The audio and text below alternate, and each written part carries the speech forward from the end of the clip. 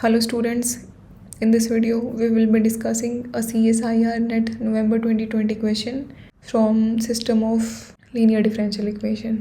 हमें बोला कि consider the solution y1 and y2 दो solution दिए हैं. y1 है हमारे पास e raised to power minus 3t 0. y2 है 0 e raised to power minus 5t and e raised to power minus 5t. To the homogeneous linear system of differential equation जिसमें star हमें ये given है, this is star y dash equals to A Y form है हमारे पास, this is star जहाँ हमारा a है -5 2 -2 1 -4 -1 -1 1 -6. हमें बताना है इनमें से ट्रू कौन सा है. सबसे पहले इन्होंने बोला कि y1 y2 form a basis for the set of all the solutions. अब एक चीज़ देखो स्टूडेंट्स, हमारी ये जो मैट्रिक्स है A, इसका ऑर्डर है 3x3.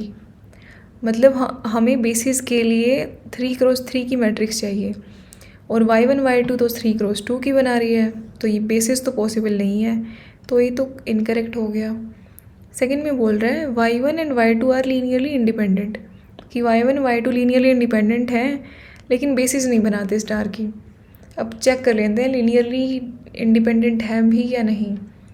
किन्हीं भी दो सॉल्यूशंस को से y1 एंड y2 हम लीनियरली डिपेंडेंट तब बोलते हैं जब हम एक सॉल्यूशन को दूसरे के किसी मल्टीपल के फॉर्म में लिख पाएँ. That is y1 equals to C y2. अगर इसको हम इस फॉर्म में लिख पा रहे हैं, इसका मतलब हमारा लीनियरली डिपेंडेंट है, और अगर नहीं लिख पा रहे तो हमारा लीनियरली इंडिपेंडेंट है.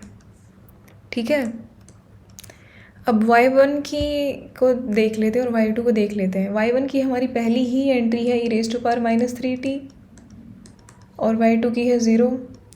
अब हम 0 को किसी भी कांस्टेंट से मल्टीप्लाई करें, किसी भी चीज़ से मल्टीप्लाई करें, वो हमेशा 0 ही रहेगा. This value will always be 0 and this is never 0. This is always greater than 0. तो ये दोनों तो इक्वल नहीं है. It means y1 is not equals to c times of y2. मतलब लीनियरली इंडिपेंडेंट है हमारे solutions. So option B correct हो गया. ऑप्शन सी में हमें बोल रहा है कि there exist another solution y3 such that y1 y2 y3 form a basis, कि y1 y2 के अलावा हमें एक और सोल्यूशन चाहिए y3, फिर वो y1 y2 y3 मिलके बेसिस बना देंगे स्टार की. अब हम y1 y2 को देख के एक चीज़ तो पक्का क्लेम कर सकते हैं. क्या क्लेम कर सकते हैं मैम?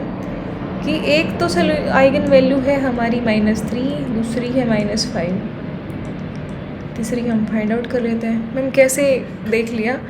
एक चीज़ देखो स्टूडेंट्स, y1 में क्या है e raised to power -3t, y2 में है e raised to power -5t. तो यहाँ से हमें पता चल गया हमारी दो आइगन वैल्यूज़ तो मिल गई. अब थर्ड निकालते हैं. अब थर्ड कैसे निकालेंगे मैम? स्टूडेंट्स हमारे पास ए मैट्रिक्स है और हमें एक चीज़ पता है कि ट्रेस ऑफ ए किसके इक्वल है? सम ऑफ आइगन वैल्यूज़. किसी भी मैट्रिक्स की ट्रेस उसकी आइगन वैल्यूज़ के सम के इक्वल होती है. तो ट्रेस क्या है हमारी? -5 -4 -6 इक्वल टू -3 -5 प्लस लेमडा. -5 से -5 कैंसिल. यहाँ से हमारी लेमडा की वैल्यू आ गई -7. ये वाली वैल्यू आ गई हमारी -7.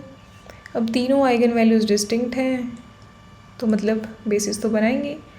ऑल 3 आर डिस्टिंक्ट, तो बना देंगे बेसिस. सी भी करेक्ट हो गया. डी कह रहा है y1 y2 are linearly independent, लेकिन हमने अभी चेक किया y1 y2 are linearly independent, तो डी हमारा इनकरेक्ट हो जाता है. So the correct answers to this question is B and C. That was it about this question, students. See you all in the next video with another question. Till then, stay tuned.